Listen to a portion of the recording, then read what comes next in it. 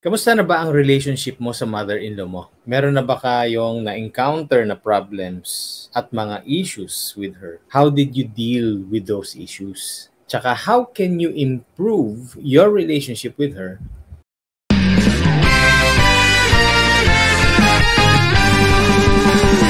Always reminding you that kapag happy ang spouse, Magiging happy ang buong house. Welcome sa inyong lahat. Another episode, interesting topic.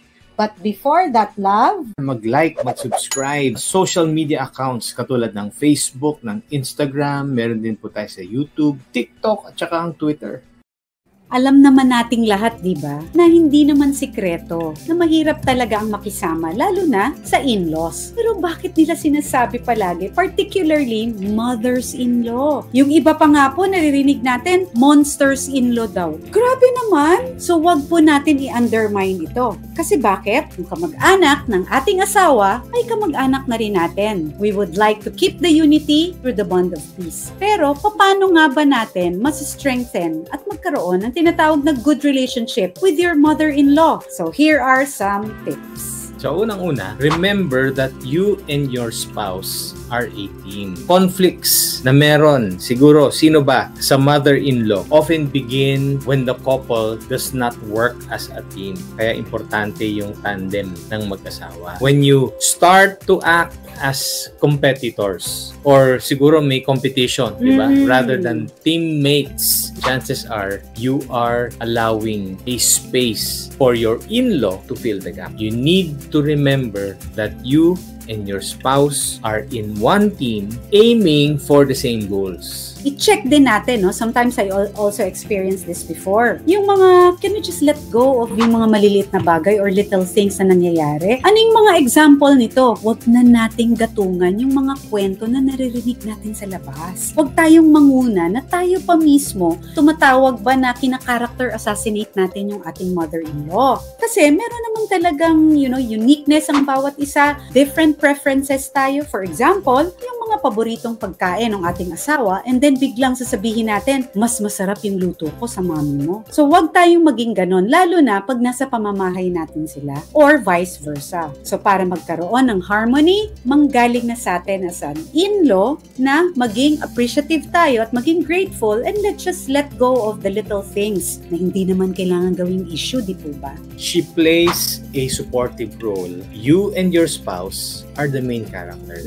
Diba? Naintindihan naman natin that ang ating mother-in-law can have her own opinions. But she is only looking outside perspective. Diba? Apart from us, wala talagang ibang gagawa ng desisyon sa atin, diba? In our marriage and the way that we parent our children. Ang mga decisions that involves our marriage itself, tapos katulad nga niyan, yung let's say yung pagpapalaki ng ating mga anak, yan ay isang pribilehiyo para sa atin. It's really our responsibility na tayo at tayo lang bilang mag-asawa ang gagawa.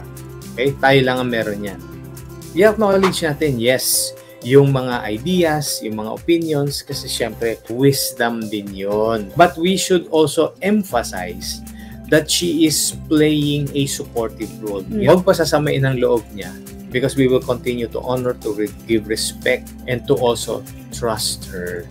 Now, she plays a supportive role, yes. Then again, bilang mag-asawa, tayo ang main characters. Give her the chance to also make progress and leave room for space din. Huwag tayo din yung nangunguna po ba na konting galaw niya, sinasabi natin, sinusumbong natin sa asawa natin. See, sabi ko na sa'yo like this and like that.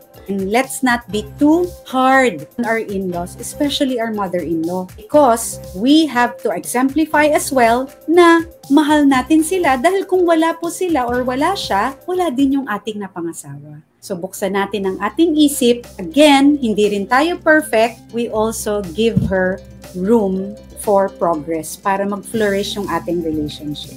Let's also not assume that she understands. Communication is the key to a better relationship with our mothers-in-law. Let's be clear with our expectations and then always make an effort to explain when there is a need for clarification. Assuming that she understands will only cause trouble between the two of you.